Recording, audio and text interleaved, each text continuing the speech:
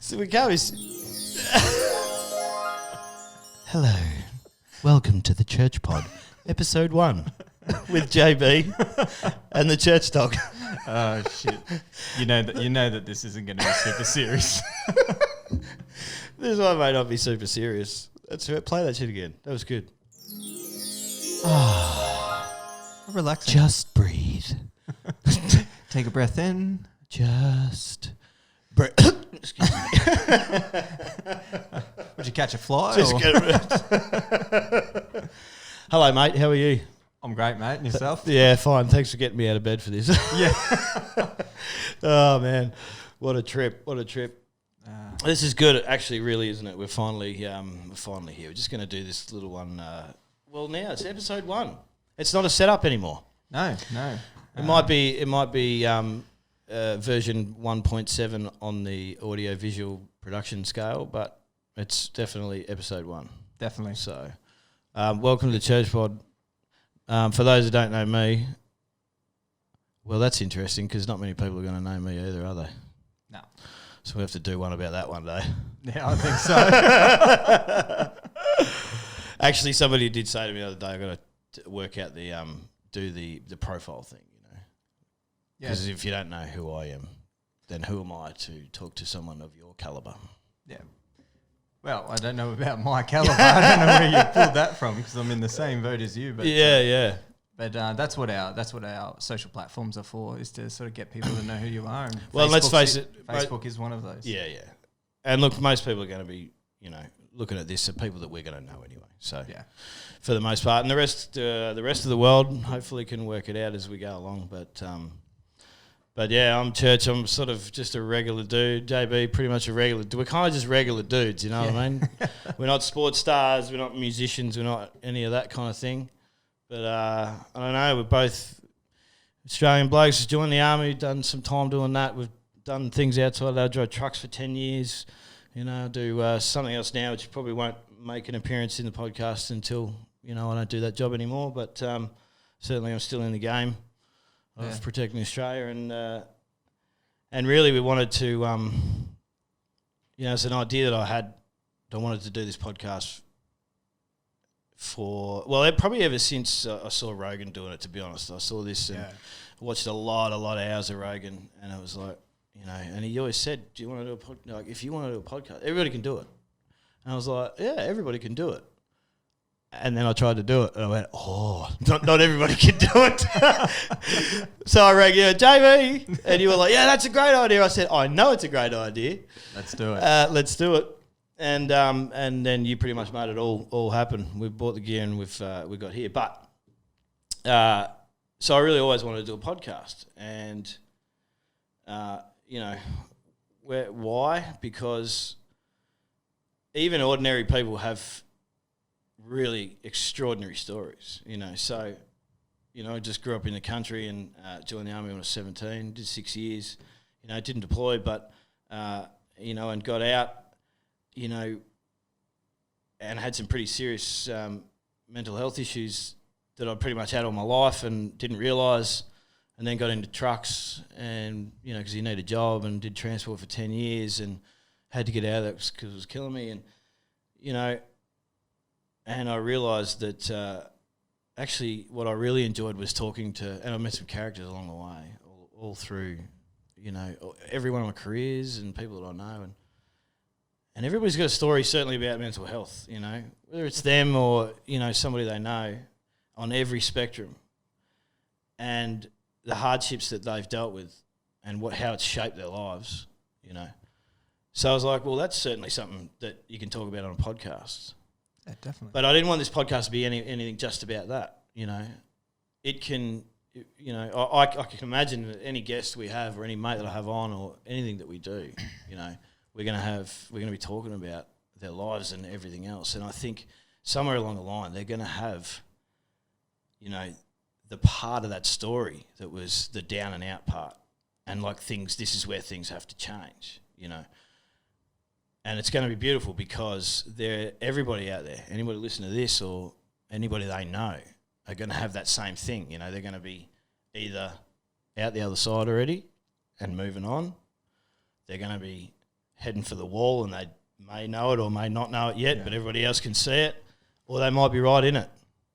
They might be right in it. They might be looking at a rope just ready to string that thing up, and you don't know and they don't know, and everything's, So anywhere you can get some kind of inspiration or motivation to get you out of the hole and get you on the path, right? There's a selfish thing about this. I just want to do this, not for money, not for anything else. I just want to do it to have a bit of fun and talk a lot of shit. And, it started out, that idea was kind of there. I just want to talk shit with my mates and get some guests on and talk about their lives. And the people I've talked to that know that we're going to set this up and, yourself, they're a bit more invested in it. They're like, no, if you're going to do this, do it right. And so now it's like, all right, okay, no worries. Yeah. So that's why it's taken us a bit more time we haven't just started launching shit up, because people are more invested in it than I ever would have dreamed, and it hasn't even started yet. It's like, no, you get this right, because if that's going to be your message, then you got to get that right. So, okay. So that's what we're trying to do, I guess. Yeah, no, definitely. One, it's definitely not selfish. Let's hit that on the nail on the head. It's definitely not selfish, because I've been inundated with messages over the last week since we put the Anzac Day podcast up, and from that I've had a lot of questions about where this is going, what our angle is, etc. And it, we have to put in a little bit more, than just us talking or shooting the shit. That's what I might say. Yeah. And when I got asked that question, I was a little unsure on how to answer it. I mean, you've answered it pretty perfectly just there, but something I was talking to a veteran this morning, and she's amazing. She's done double-figure tours, and Jesus, which hopefully we could have her come and have a chat with us one day. But she said, "What's sort of your angle?" And I said, "Well, pretty much along the lines you just did." Additionally, I said that everyone's got that story or that down point in their lives, but it's about their story now, where they're at now, and how they got there. Dude. And it's those points that are really important. Along that way that we can all relate to. Everyone's going to be in different parts of their life or different periods. Period. Like that journey is happening at the moment, and they're going to be at different stages at it. And if they can relate to that, hopefully what we're doing here can help. And and I think that's ultimately the plan, isn't it? Yeah, look, it is, mate. And and it's interesting. It's coming. It's interesting you said that. We're all. Look, the journey's happening right now for every one of us, right? And it's never going to end until it ends completely for everybody, and it will. But the journey's happening whether you like it or not. And I'll tell you, I got to be honest, it's funny this is happening today, because I am all out of sorts, actually. I'm not even anywhere near what I would think that I'd be on my game at the moment, because I'm also in the middle of it, I've got tons of stories of periods in my life leading up to now that I've had to find ways to dig myself out of just the depths of this mental illness that's dragging me down.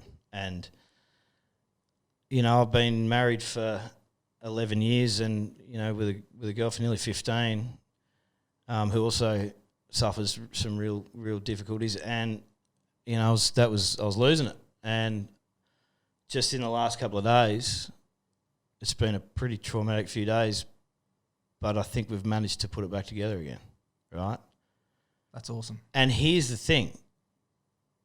It comes down to some very, very small, minute kind of nuggets of information or an idea or something that's come from somewhere that is the moment that you go, oh, okay, and everybody needs them, and everybody thinks it's a silver bullet, maybe, and sometimes it is. Sometimes it's this nugget, you go, oh, and then you realise where to go now, because it's okay to understand what all your problems are, and you can understand what everybody else's problems are and this and that, and it's just a field of shit, and how the hell do you make sense of any of it? And depending on your personality and how you normally deal with things, you don't know what the path is, or you can try a few paths, and it's like, anyway, everybody knows it's a shit fight, trying to work out what the hell's going on. But in the last few days, for me, it started with, and I'll spare all the details, but it started with, over 2 nights talking with my housemate, just flat out, and really just raw stuff, okay? And I'm lucky that I had her, and her particular personality was very similar to mine, whereas at points we were damn near talking over the top of each other, but it didn't matter. It wasn't about what was being said necessarily. It wasn't about, you know, whether the same thing was repeated over and over again. It just had to happen that way. And rather than, you know, my mate sitting there and just kind of listening to it, okay, yeah, no worries, you know, she was like, you know what, I got a story about that. I got a story that's similar to that. Let me tell you mine. And so she'd tell me her story. I'm like, whoa. But I realised, while there was a lot of differences in people's experiences, like everything's different, right? And hers is just out of control, you know, out of control, with a lot of domestic violence and stuff in it as well. Yep. And yet, she's standing here, you know, 43 years old, and just a weapon of a person. Right, still on the journey for sure, but has just at all these periods got herself out, and she was just telling me about how she got out and how she kept moving on. And to be honest, some days all she had was to just go, okay, and I'm just gonna keep going with nothing else. It's like, all right, I'm just gonna keep going. I don't know what I'm gonna do. I'm just gonna keep going, and it just go right back to basics. And so I'd listen to her story, and you know. Excuse me. How she was, you know, just listen to the story and how she was telling it, and rather than getting people to, you know, give you the dot points of how they got out of it, listen to the story and then realise which parts relate to you, and kind of it just seemed to happen that way. I was like, okay, I get that. I got the dynamic between, you know, her and whatever, you know, the relationship she was in, or whatever difficult situation she was in. I kind of went, okay, so that's kind of like what I'm in now, and she went this way and went that way. Okay, all right, well that's an idea. Maybe I can do that, you know. And I was also lucky to have that, you know, that dynamic of talking to a female as well, because you get the female perspective on it when you think something and you think you've got it right. And, and she was, oh, actually, this is what she was thinking, probably. And you go, okay. Oh, mate. I remember, you know, but so I had this crazy couple of days, and, you know, a lot of, it's really hard to do it with yourself in your different state and whatever, all of those things. But, you know, I found a way, and, you know, we got the right conversation, because you have all the conversations in the world with your other half, with your whatever, with the boss, with the whatever, right? You can have 1,000 conversations to try. But unless you're communicating, and communication's good, but you need to be able to interpret correctly. Yeah. Right? Because this thing about understanding, you can understand what somebody's saying to you, right? You can understand the words, you can understand their feelings, you can understand it. But unless you interpret it correctly, okay, and the interpretation is everything, because it's like two people that, you know, an English-speaking person and then a non-English-speaking person, but knows English, and then you talk to each other, and they can understand the words that come out of your mouth, but do they interpret it correctly? Yeah. Okay? Because that can mean the difference between something going right or going wrong. You know what I mean? Yeah, definitely. It's understanding the context. That it's been yeah, said. that's right. And so, you know, you add the male-female dynamic, and then the relationship dynamic, and then every other dynamic in the world, and, you know, it gets pretty messy. So, yeah, it's just strange that the journey's still going on for everybody, and it's not going to stop. You know, this is a big one, and now it becomes about, you know, working from here. You know, it's about working on it from here, and what's, you know, not putting too much pressure on the rebuilding phase and everything else. So, you know, it's just you got to keep going, and the thing is, yeah, drawing from a lot of areas, you know, for me, and once again, everybody's different, but, you know, lately it's good, everybody can draw from the places they do, reading a book, you know, talking to their mates, talking to a stranger on the bus or something, listening to a podcast, you know, this is huge now, listening to a podcast. And what I wanted to stress was that when you do, you know, you're listening to podcasts and watching, videos and wherever you get it, movies and whatever. And we often go straight to the, what would we say? Not like, well, I want to call them heroes, but, but we always go to those people that have just achieved the most ridiculous things. And their message is that, hey, I'm just a regular person. And but this thing that I've achieved was just, hey, I'm not a hero, I just did what I did, right? And I guess my message is, look, because I often thought, well, and I have thought, when I'm standing with a group of my peers, and men and women that I serve with, and I look at their achievements that they've had, and the tours that they've done, and I'm a bit bummed out. I was like, damn it, I never got a tour.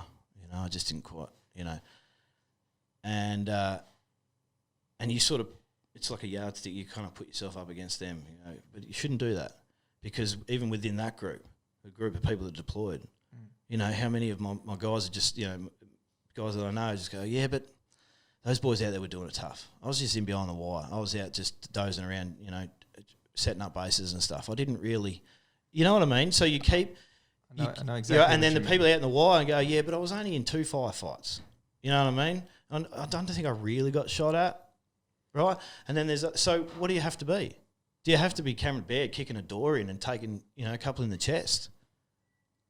Is that where the line? Is that where you've done enough? And so it comes down to the individual, really, right? Because like what you're saying there, it's that cascading effect, and it goes all the way up. Because I got many friends, and including even myself, didn't have a full-on tour as the guys that were before us, and we think that, and we think, gosh, why wasn't I in more firefights, or why wasn't I a part of this, or and you think, did I do enough? Have I done enough? And that's what you're asking yourself, and that's just putting a little bit of your own doubt in yourself, and you shouldn't be like that, because you gotta try and have that positive outlook on everything that we do, the decisions and the choices, and it all leads to where we are now.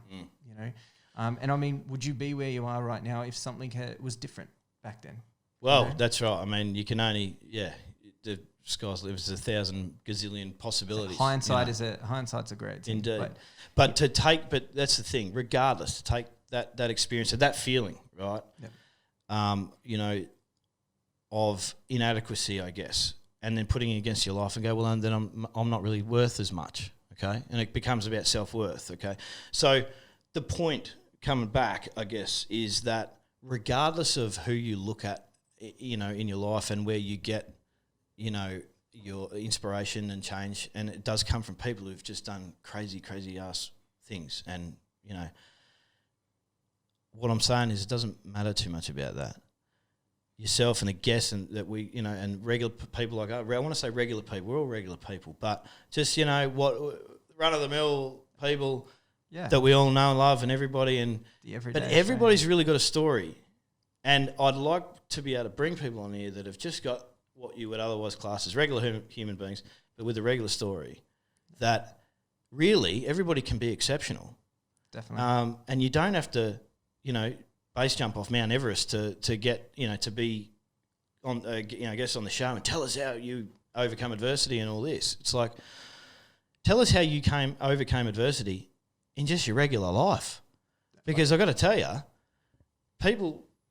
normal regular people just trying to get by day to day, they don't need to climb fucking Mount Everest. They want to be able to get through to the next stage. They just want to be able to understand the world around them, and get through this period of depression or anxiety or whatever, or even if it's 40 years of pressure and anxiety, and to just find that little nugget. And I guess rather than finding the nugget from someone who's achieved just the most ridiculously fantastic things, how about we can talk to somebody who's just gotten through it and then got about being a better father, or being a better worker, or being a better soldier, or something like that. So that's pretty much where it's going to start. So and that's what I mean. Who am I to say it? Well, I'm churchy. I'm the product of I'm 37.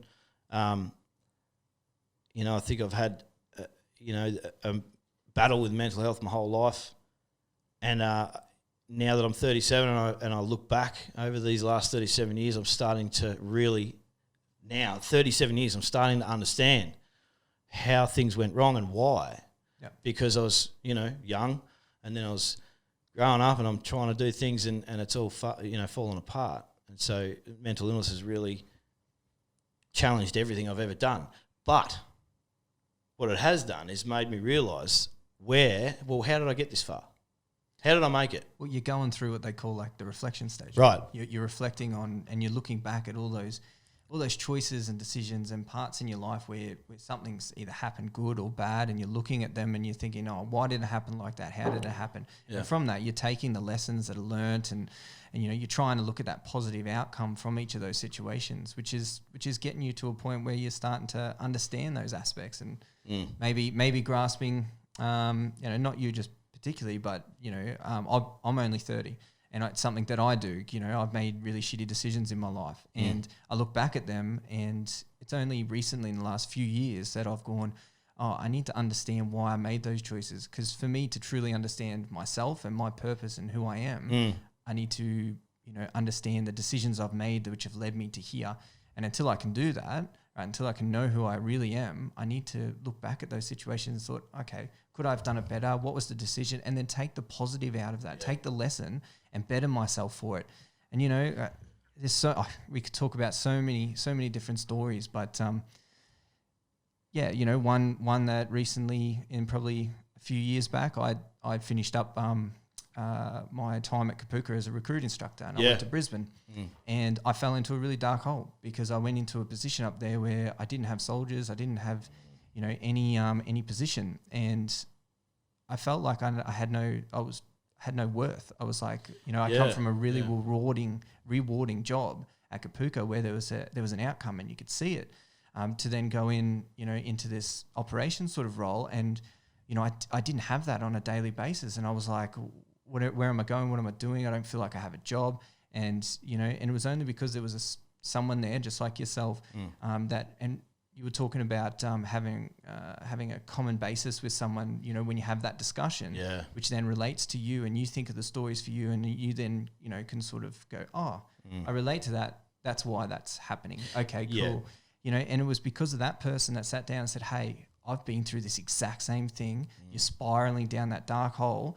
He goes, this is what you need to do. And he helped me. And I wouldn't say he forced me, but he led my hand to the right direction. And from that, it took a while, but I was able to sort of rebuild myself. And that's where my whole philosophy and life comes from now is that. And God, I feel bad that I made, silly mistakes, it's, it happens. And hopefully I didn't upset, too many people. And if I ever get to see them, I'll apologize and say, hey, look, I made a mistake. I hope you understand. Hopefully we can move on from it. But look, it is, that's the thing. And, a little bit of humility to own your mistakes. You've got to do that as well, because, but then, understanding that you did it, you made those choices, and your life was unfolding, under a certain amount of pressure, and you maybe didn't, do things the best way you could, and you treated people not as good as you could. But having some ownership over that is fine, but you also can't dwell on it too much. No, you know what I mean? Because, and I find I do that a lot, and trying to then not get. So the other thing that I've been trying to do, which is fix everybody else. Yeah. Okay, because you think, well, I know where I went wrong, and this is really working, and whatever else. You don't need to be in that much pain, so you steamroll in there. Yeah. Right, I got you, brother. We'll fix you. We got this. We got this. And look, part of that I think is the military coming out as well, because you always look after your boys. That's what you do. It doesn't matter about anything else, colour of your skin or your sexuality or anything like that. It just doesn't matter. One of the boys will look after you, and to a certain point, it should be like that. Exactly. But the thing is, not everybody needs your steam rolling in. It wouldn't be taken the right way, because they're not from the military community. so they don't really understand. Stop it! I'm here to help. And they're like, "Wow, what are you doing in my house right now?" You know what I mean? Get out of my personal space. How did you get in here? So, which is certainly what we had, back in the day. But look, yeah, it's hard to see people falling apart around, and you want to try and fix everybody. So you sort of can't do that. Look, it's a roller coaster. But you got to look after yourself too, and I think that's where you've got to, yeah. Well, and that's the thing. And I was, by trying to fix everybody else, I realised that I was putting on hold my own fixing and putting. All right, if I fix this many people, then I'll be fixed, right? It doesn't work that way. It does work that way a little bit, but in the end, it worked out. I needed to help my significant other as much as I could, because that did really have a bearing on my happiness moving forward. But, if that hadn't, at some point or another, you do as much as you can and then you just have to pull out. And it was getting to that stage, I won't lie. But, man, I didn't like the look of that road. If I had to cut that away, because of my own health, that would have been a hole. But I'll tell you what, I would have found a way out of it, because I know so the tools that you need to get out, right, for me anyway, is having a good, strong connection with my mates around me. You don't need lots, but you do need a couple that you can talk to, and I mean like really talk to. Yeah. And you may not know who that is. It might not be your best mate. It might actually be someone that do you know what I mean? It's less about the person, how long you've been their mate or whatever else. It's more about the similarity in journeys, or similarity in the way that you deal with the issues. Not necessarily more, yeah. So it's perhaps not not common basis again. Yeah, that whatever that you make with whatever that that connection is, yeah. So it's really important to foster those relationships with your mates. So if you haven't talked to a mate for a while, give them a ring today, right? And here's the thing, because I know, Renee was doing this. I said, you need to talk to your mates about, because you need to have that line of communication open. And, what if I don't want to talk to anybody? That's okay. But what about if they're going through a hard time? Right? Yeah, definitely. How about looking after your mates is not just about, you got to look after your mates as well, because they're going through they've got their own journey they're going on. And so a phone call out of the blue from you, just to tell them about your day or ask them how they're doing, it might be enough. You never know, it might be enough to start the conversation. So keeping lines of communication open doesn't mean every time you pick the phone up, you've got to give them the life story and give them an update and tell them where you are. Not necessarily. Just let the conversation happen. And if you just talk about the weather for 5 minutes, so what? So what? That phone call's been made, and look, I got to say, for me, it is a phone call, right? And even better, catching up face to face. Oh. Right? I'm not a huge fan of texting. I get it. Look, some people, it's texting, but it doesn't really commit you to anything necessarily. A text, you can reply to a text whenever you feel like it, right? The phone call, you've got to pony up just then, and you can cut it away if you need to. When you're sitting face to face, you're really committed to that engagement. Yeah. And I think it's important to do that. Yeah, definitely. I mean, it's funny we talk about making a phone call to your mates. It's been a few years since I was down at Kapuka, and a fair few years since I was in Darwin last. I've been making a few phone calls since, obviously, with the COVID-19 thing. I've been making a few phone calls over the last couple of weeks as I'm driving to work, or whenever, because there's heaps of time in your day. You just don't realise it. Yeah. And it's been awesome. Some of the people I spoke to are like, I haven't heard from you in 2 years, and it's like, and we start chatting, catch up. One of the technology these days has changed everything, and with things like Facebook and Facebook Live and like Messenger, you can call people off Messenger, like face-to-face video calling. I do that now on a weekly basis with a crew from Brisbane, and generally it leads to quite a few beers. It's kind of like we're actually at the pub, and you change your hat every hour, or you change your face or whatever. And it's been really, really enjoyable. It's just like I've been sitting with them at the pub, it's just like we're across the table from each other. And I mean, in the time that we're in right now, I mean, it's been brilliant. It's been excellent. And it's definitely a support mechanism, because there are a couple of people that I've spoke to that are like, I'm kind of struggling a little bit with the, being isolated from home, not working every day. I think a lot of people are struggling with just not working because they're outside of their current routine, Yeah. I know for me, I enjoy going to work. It's that filler of the day for me. Yeah. And look, a lot, some people don't enjoy going to work. It's less about work and more about the productivity. Yep. Humans need to be productive in some capacity. Definitely.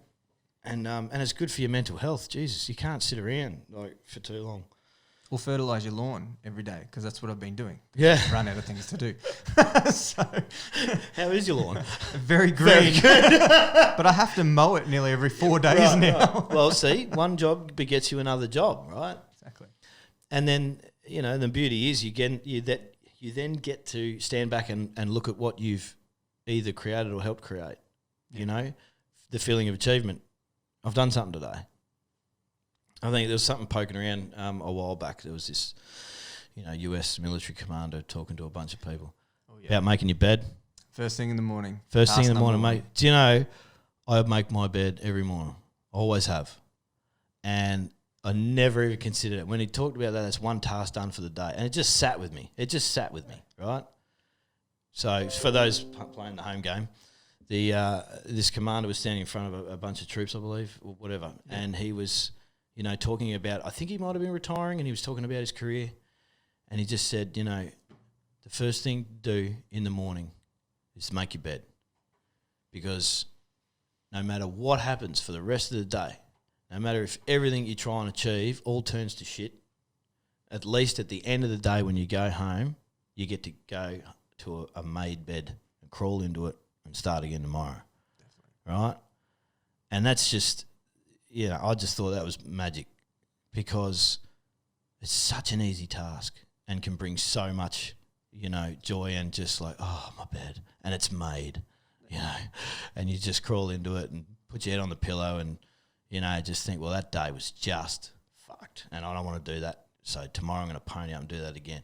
And look, some people will go, well, whatever, my bed's messy. No, but you're missing the point. Metaphorically speaking, it's just about getting tasks done, and every task, well completed gives you the confidence to complete the next task. Exactly. It creates that domino effect. Definitely. You do task one and you complete it. You're like, hey, it might only be small, but you're like, hey, I completed that task. Yeah. Oh, well, you know what?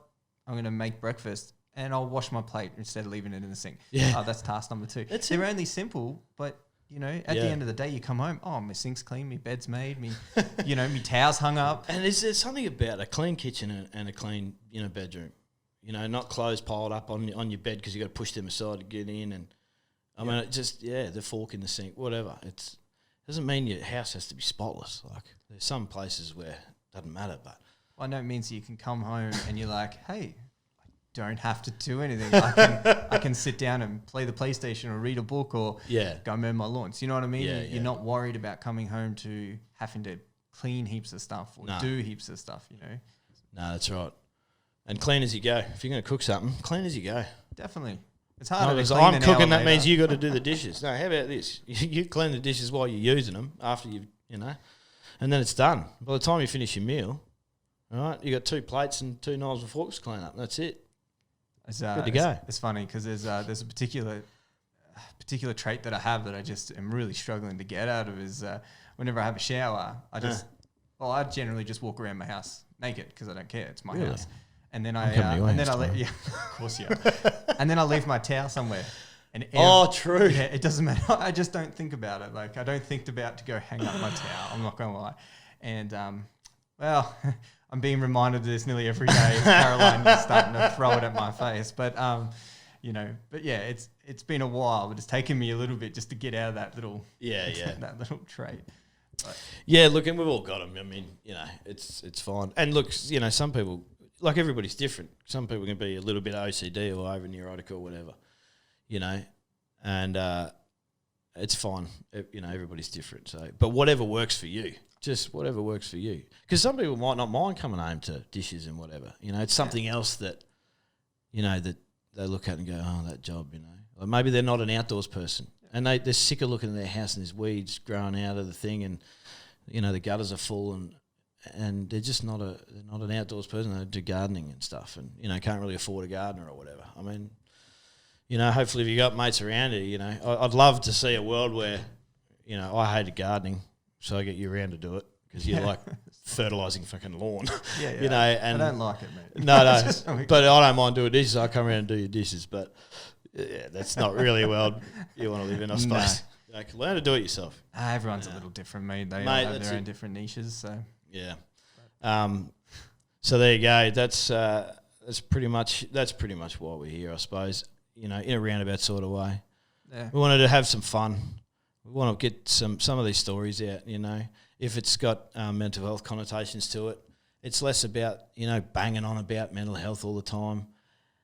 What I'd prefer is that people can just listen to the stories, have a laugh, think about how those stories may, intertwine with their own a little bit, and just pull some nuggets out of there somewhere that'll help them get through, because nobody can solve your problems except you. Nobody. But you don't have to do it alone. And that's the main thing. You can't, look, I really don't think it's possible, unless your personality type is an isolation type. I don't think it's possible to get through this world without having people around you, to lean on. I agree, 100%. Yeah. I know in myself, and this is for me because this is my persona. How I build my defense is through the strength of people around me. So I build walls with people. Yeah. So I need to have that connection with people, whether it's through a golf club, whether it's through, just going on a regular barbecue or doing that FaceTime with, with that crew from Brisbane. Yeah. That's really important to me. Friends are extremely important to me because that's my defense. If I didn't have that, I'd really, really struggle. I really would. What else? What else could you possibly do if you're completely by yourself? You can't let anybody in. No. So, I don't even know how the hell. I know of some people who are very much like that. Yeah. They are very. I wouldn't say the word ostracized, but they isolate themselves because they make connection and they're really good with people and they love hanging out with people, but they never build that connection with them because. For them, whatever's in their past, whether it's not being able to attend the same school or build the same friends or, being moved around a lot, they have to rely on themselves and that's it. And that's the thing in it. They get used to being by themselves and alone, and it's just easier for them not to be vulnerable to anybody else because every time they were in the past, they got screwed over. Yeah, they had to move again, make new friends. And couldn't keep connections with the old ones. And for sure. For sure. And you know what? That's fine. That's fine to an extent. But having spent, a lot of my life, with one person who has that exact thing, right? Yeah. That means you can't let your significant other half in either. Because it's not, okay, I'm just going to keep all these people out and let these people in. No, it's everybody. Right, you can't. It's not. One or two. It's not. It's everybody. You either keep everybody out or you let everybody in, to a point. Okay, that's what it seems to be. There's only one way that shit works. Black and white. Yeah, because how could you? If you're blocking everybody out, then you don't want to be vulnerable. Period. Because everybody can hurt you. Doesn't matter who you are. Yeah. And I was going to say even the Pope. Couldn't even let the Pope in. That's good. But so and trying to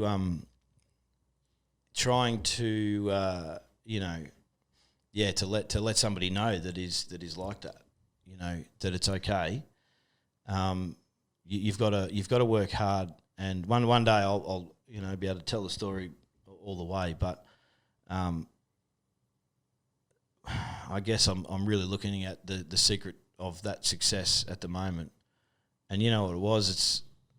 It's just sticking by somebody for just until it damn near breaks you, right? Till it damn near breaks you.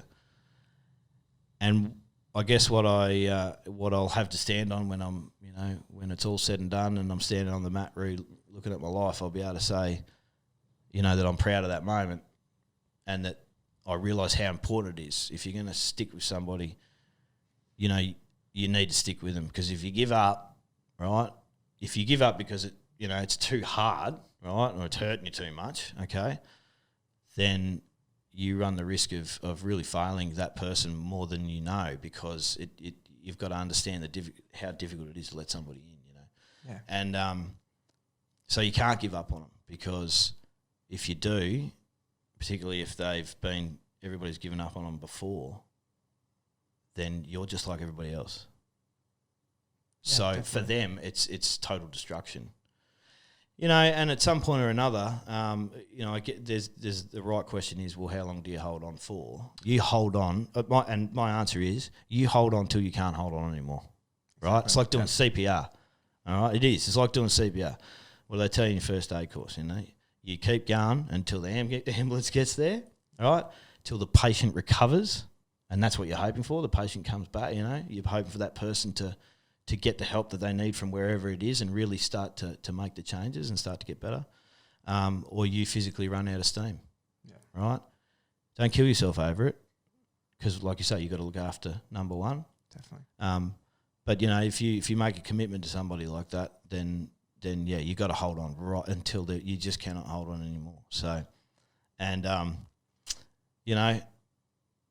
yeah, and then, because I tell you what, if you don't, and you know that you haven't, that's going to stick with you forever. So then that goes to everything that you do before. And I'm talking about myself, but I'd like to think that's, if you have any care about yourself and your own position, your own morality about how you deal with your mates and whatever, I'd like to think that you put 100% in, because otherwise, how can you look in the mirror and go, yeah, no, I did everything I could? Well, did you really? Did you really? I think a lot of people can relate to that, whether on a relationship basis or even, like you just said there, with mates. Yep. I really think that it's relatable. Yeah. You Yeah, look, and you can call it like it's a task. Everything's a task if you look at it that way. And here's the thing, sometimes it is easier to look at things like a task. Okay, this is just something we need to get done. When it comes to relationships, there's a lot of emotion involved in there. Yeah, definitely. Obviously, and it's very hard to say, just take the emotion out of it. It's no worries. It's not a business, mate. Yeah, no worries. Take the emotion out of it. And, it is. It's not a business. But here's the thing. Sometimes you need that business model to save something, right? Not in every case, because sometimes there might be emotional issues that are the problem. Emotion is the issue. You need to work on emotion. But, if it's, and I guess what is a relationship? I guess it's all emotion, really. But it's unique. It's unique for everyone and every individual and couple, because I am very, very much a logic person that definitely looks down the line of a business. And it's sometimes difficult. I know for me and my partner, she's very emotionally understanding of herself, and she really gets that side of the world. I don't. I don't deal with emotion very well at all in any manner, and I'm very logical. I'm like, yep, we're doing this. Yeah. Okay, why are we doing this? I don't care. We're doing this.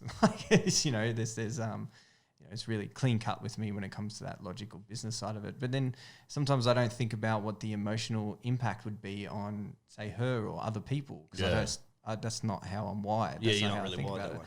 So that's something that I have to work on for myself. Here's the thing. It doesn't mean you have to change. It doesn't actually mean you have to change your wiring. It's just Understanding. Yeah, it's just being appreciative of the fact that you're not wired that way, and that some other people are wired that way. And so when they're communicating to you, you have to just apply that filter, I guess, because you're not wired that way. You can't change your wiring, right? So you apply the filter and go, okay, all right, and then once again interpreting what they're saying. And then changing the way that you go about your business, okay? Apply that filter or apply that, whatever, that workaround to make sure that, you're doing what you can to be involved in the situations around you and not be a prick. You know what I mean? Definitely. Yeah. Yeah. So Just got to have that bit of a understanding. Yeah. That's about it. Yeah. There you go, Peel. Go fix your lives. Yeah, there you go. Relationship 101 with Churchy and JV. Look out. But here's the thing, man. You've got look. If we want people to listen to this and have a bit of fun and enjoy and not take things too seriously or whatever else. But you need to know that we are serious, and we need to be a little bit vulnerable at the start. Just go, we're not going to be pontificating, and we're not going to be telling everybody that they need to change or whatever else. Just like, here you go, this is us, and we're all in it together, really. Yeah, and we're not perfect. No one's perfect, and showing I'm pretty those close to perfect. Oh, just saying. Maybe the grey beard, but it's nearly white. Yeah, I noticed that. It's nearly white, dude. Well, there's a reason why we're wearing hats too. Somebody's losing their hair. I guess, yeah. But having those indifferents make us unique, and that vulnerability is extremely important to know it, to understand it, and be proud of it. Yeah, and revealing a vulnerability doesn't make you vulnerable. Okay, it's that you'll find strength in it. Because what happens is if somebody takes that vulnerability, God help you, and use it against you, you know what I mean? Yeah. You will then learn to build the strength to be resilient, right? And they bring it back, all right, no worries. I can either become vulnerable and now not let anybody else in, that's it, I got burnt. Yeah. Or you can go, all right, no worries. And it's still going to hurt, it's still going to suck. But, I'm completely, I'm not as super strong as I like to, think I am. I got more front than a Mack truck, but I've already had to. That's good. I like that. Well, I do. You build a persona, right, to keep a lot of things out because it might be a bit softer than I'd like to let everybody know. Too late now, but so for example,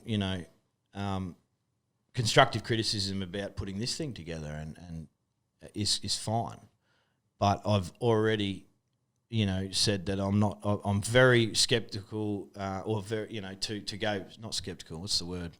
I'm hesitant to go and look at any of the videos back, right? I'm hesitant to, I'm certainly not going to look at any of the comments, not because I don't want to get your criticism, not because I don't whatever, but I know me, and I know that one comment from some idiot keyboard warrior somewhere sits in me and it ruins everything. Right, and I'm working on it. It's obviously, but it's kind of in my wiring a little bit. I just that those things just like I understand they're sitting in there and they're chewing away. Something that somebody said, and I'm like, but it's not like that. Like, and you just want to bring that find that person and just go, listen here, champ. Where the hell's that comment come from? And why do you do that? Why do you do that? Anybody can just say it because they wouldn't say it to your face, right? And I think that's the thing, isn't it? You don't get a chance to defend yourself. So because I don't have that chance, right? Then I just don't want to look at them. But that does mean that I'm going to miss out on some other stuff and some constructive criticism. But I imagine that everybody else will whatever read it and be able to put it into some sort of context for me, or just they won't tell me. But certainly, that's why you have me, mate. Yeah. Because constructively, like we, you want to be able to take that, that constructive criticism. I mean, that's what the whole. How do you become better if you don't? If someone's not critical of you, and certainly if you're not critical of your own stuff. Watching myself back, I just don't. I'll tell you what I'm scared of is that. I feel like I operate in a particular way when I'm, with my mates or with anybody, any sort of social situation.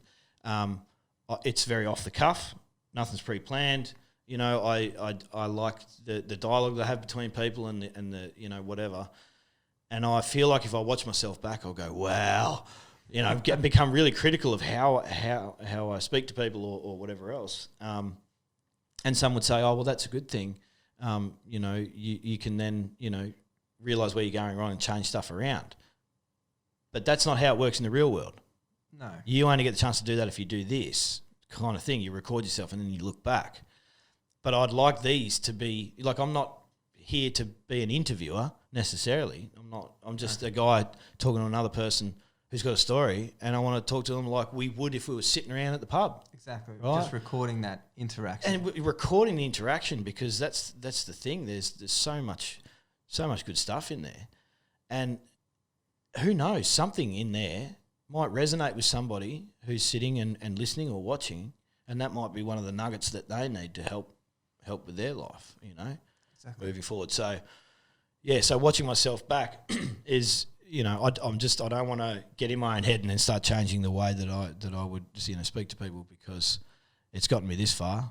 Yeah, well, You know what I mean? I don't think you need to. No. I've looked back at all the videos that we've done, and I realise how critical I've become of myself. And it's really important that before you jump on a mic, that you just go, no, just be yourself, just do who you are, because you have conversations with people all the time, and it goes well. So, what's the difference? Why try and change some idiosyncrasy that you have that generally makes the conversation better? Yeah, and here's the thing: you got to understand the reason why you would want to change that.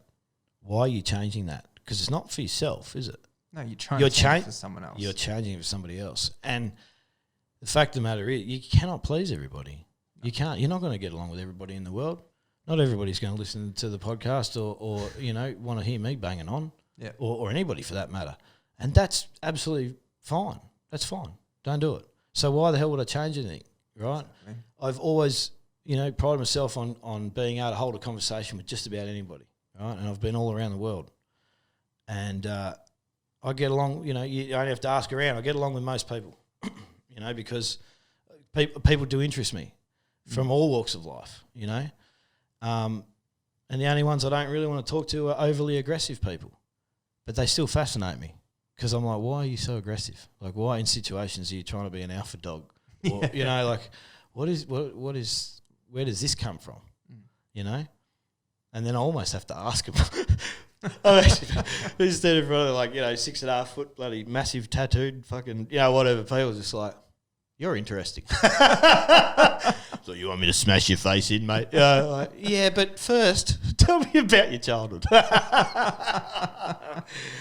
Not really, but, yeah, it's interesting. So, talk to everybody. And obviously I've only ever talked to them the way that I do, because the way that I approach people. So I'm going to, do the same thing here, and just try and watch how much swearing. Yeah, which we've done pretty well. We've done pretty well today, yeah. But here's the thing, and this is, I got phone calls and that as well, and a lot of them did say, wow, there's a lot of swearing. And I think if you look back, there's a lot of swearing in Australian culture. Mm. And I think there's certainly a lot of swearing in the backyard when you're chewing the fat with your mates.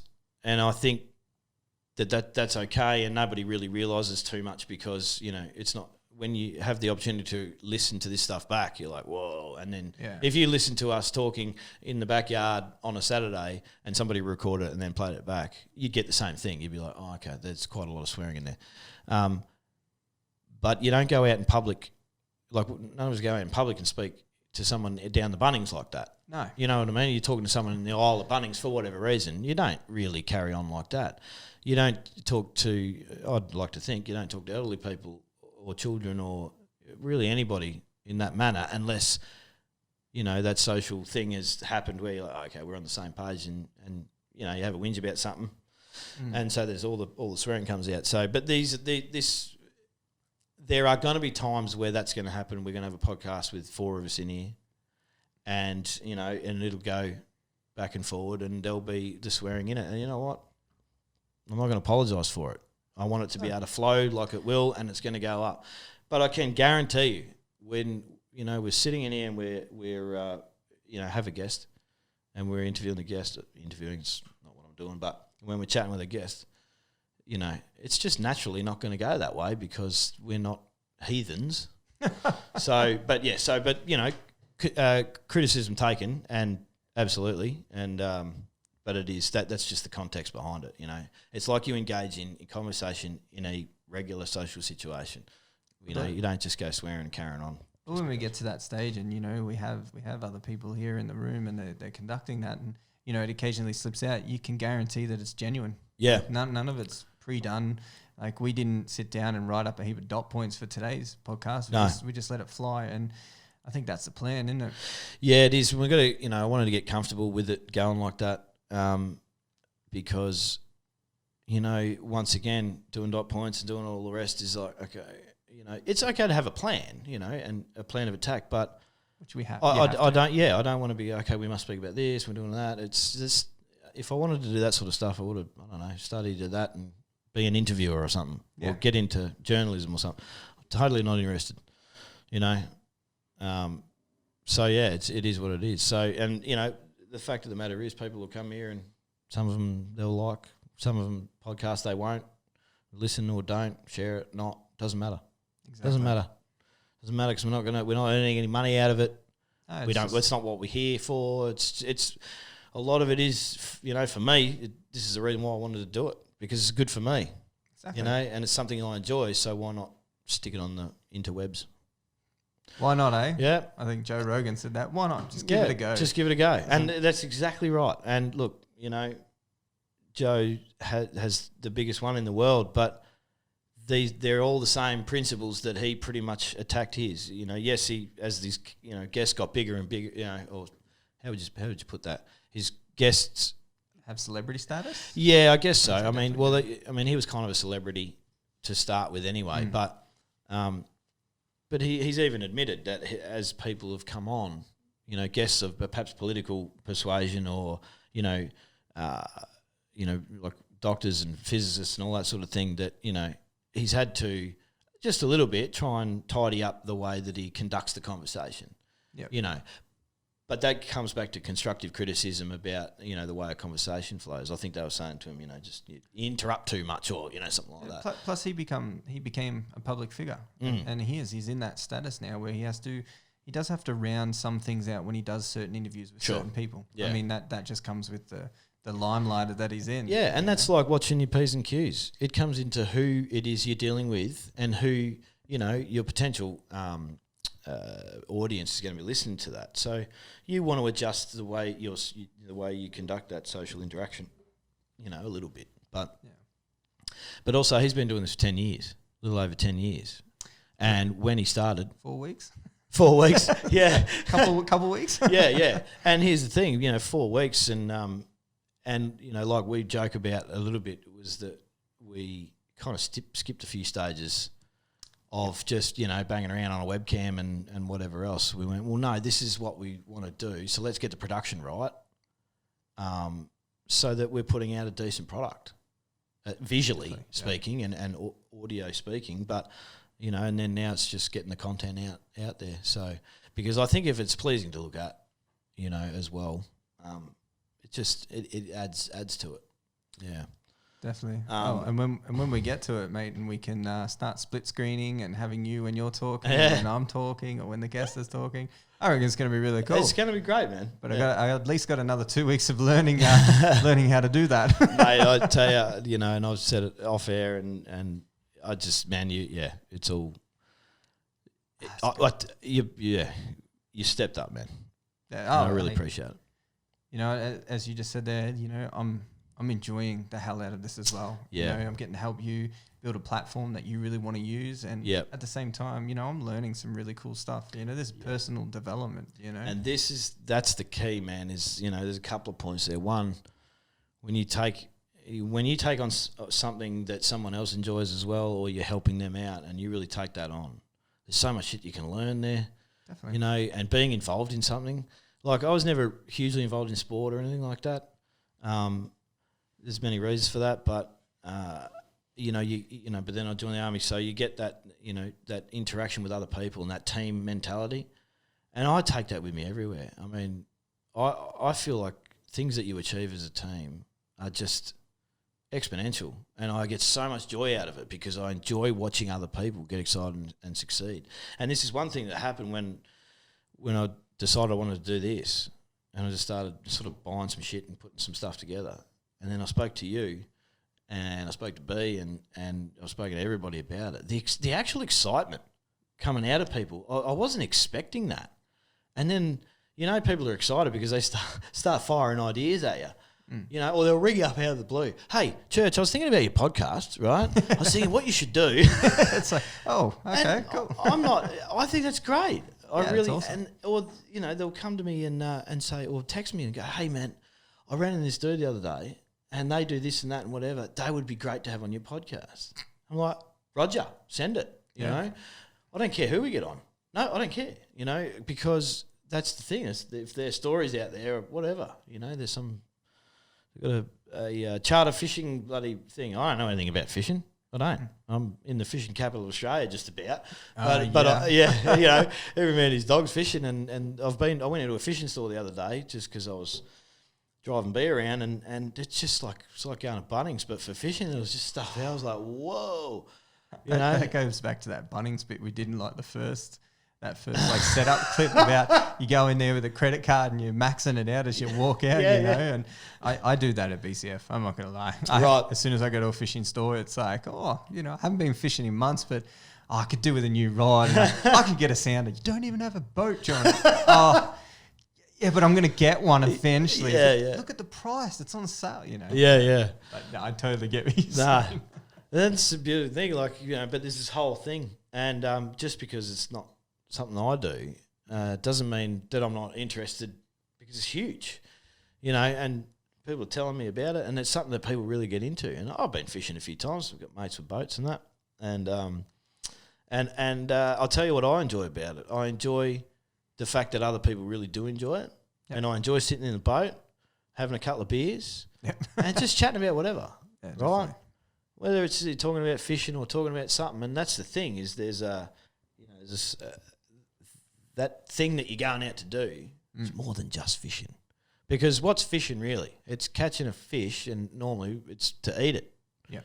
But this is a sport as well, but it's also a social thing, because a lot of the time they're catching fish like, oh, that's a beauty, and then they take the hook out and throw it back, right? And so it's kind of like, why are you doing that?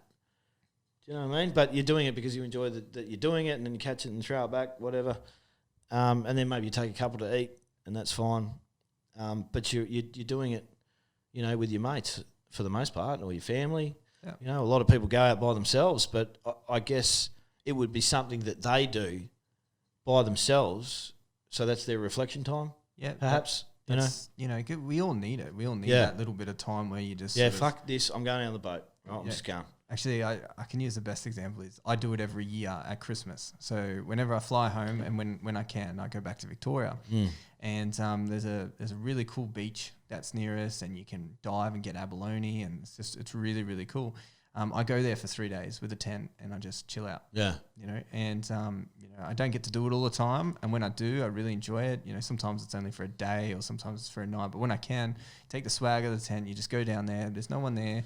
Set it up. You go and eat. You know, you go and get some abalone or catch a fish or whatever. You cook that up. That's what you eat. You've got no cell phone. You've got none of that, and it's really cool. Just to sort of, I guess it's not getting one with nature, but you know what I mean. You just sort of being true to yourself and just sort of relaxing, and that time's really important. I feel like it's really important. They say getting at one with nature. It's interesting, you know. I think it's just that it's away from the hustle and bustle of the world. Like, you know, I mean, because I'm not a city guy, but I think some people that live in the city they're not interested in nature at all. Yeah. But they've got to find ways to do that, you know, for that reflection and that whatever. And it'd be interesting to get someone on one day who's a real city slicker and really to try and ask those questions. So like in that, because I couldn't think of anything worse. Like, you know, you're amongst a bunch of skyscrapers and whatever else. I mean, there must be ways that they do that. And, you know, I mean, I could imagine organised things like yoga and Pilates and other things that, you know, I mean, I know Renee does dance classes, you know. It's not competition, it's not whatever. It's, I think, what do they call it, hip-hop in heels or something like that. But it's an organised thing where they go along and somebody's choreographed a couple of dance sequences, and they play some music, and they do this dance thing.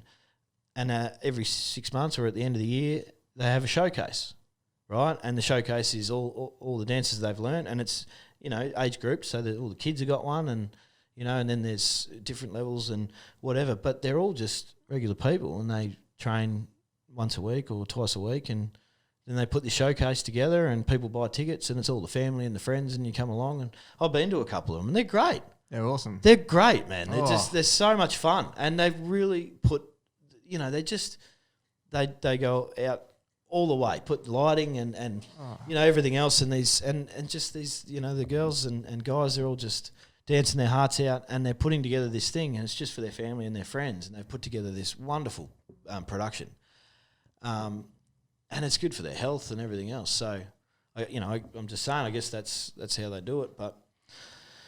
Where is there something about sitting in the grass and amongst the trees by a river? Maybe that's why they put parks on the top of skyscrapers. Yeah, that's a possibility. Well, hopefully it's because they need the trees to start turning some of that carbon dioxide into oxygen. But I don't know. I find it just I don't know, it's just really calming, relaxing. Yeah. I realised I just said, one with nature. I mean, I go out and get abalone and catch fish, kill them and eat them. So I'm probably not getting too one with nature more. I'm making nature my bitch. Look, they've it's another huge thing up here, which they go hunting. I mean, I wonder I haven't been to the States before, but I guess we're kind of like somewhere down in the south, but up here it's the north, but we're kind of in the Wild West up here in the Northern Territory where, there is a huge focus on, fishing and hunting and all of that sort of stuff. I mean, it's the one place where you don't have to go far out of town to go shooting, buffalo or pigs or, roos or whatever. There's tons of stuff to go shooting. I mean, it's mad to go out and about and do stuff here, but we're also a long bloody way from anywhere else too. Yeah, we're very isolated up here. Yeah. I think Perth would be more isolated than us. I guess that'd be fairly isolated. We're a little bit closer. Adelaide's fairly. I feel like Perth might have a little bit more than what we have, though.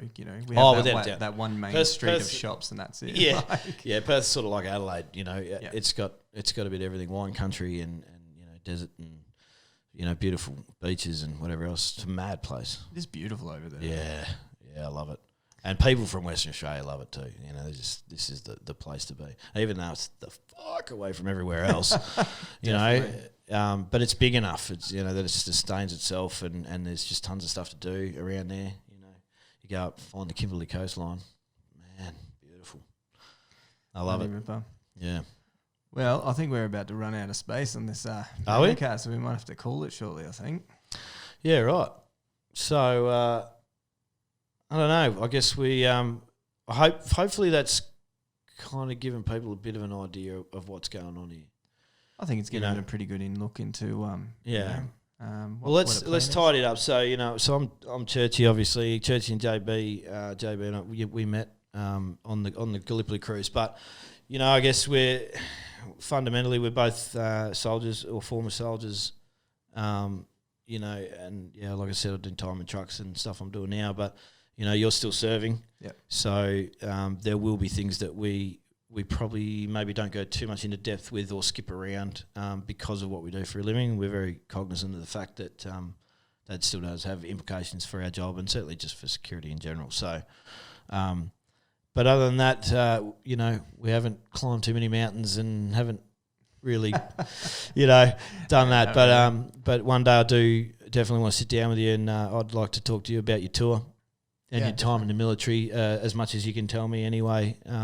And certainly your time in Kapooka, because we've actually spoken about that a long time ago.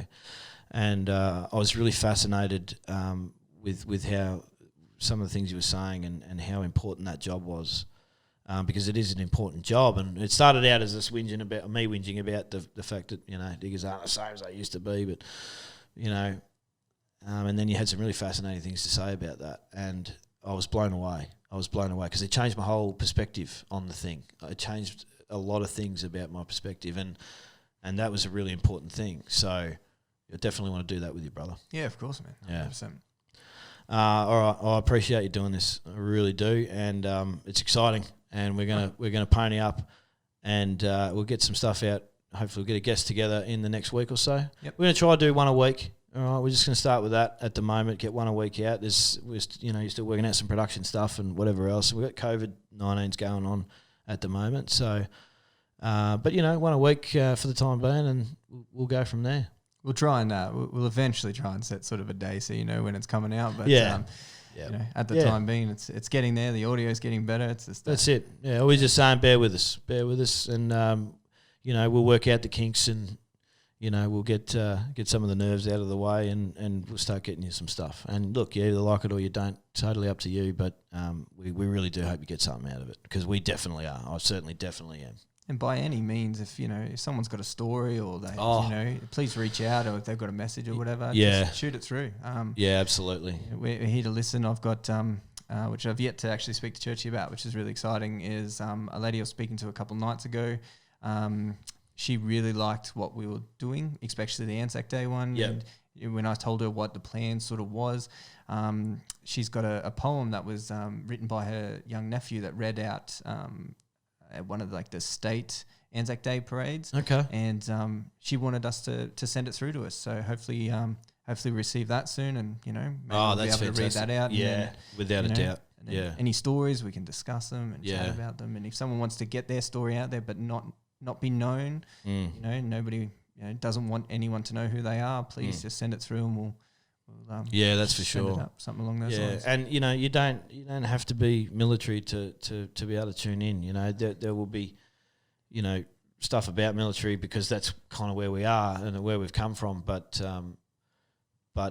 know, don't let that, you know, deter you from listening in, because really it's a broader point than that.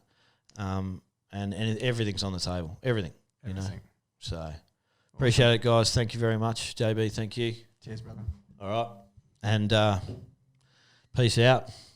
Church dog out. There it was. Thanks.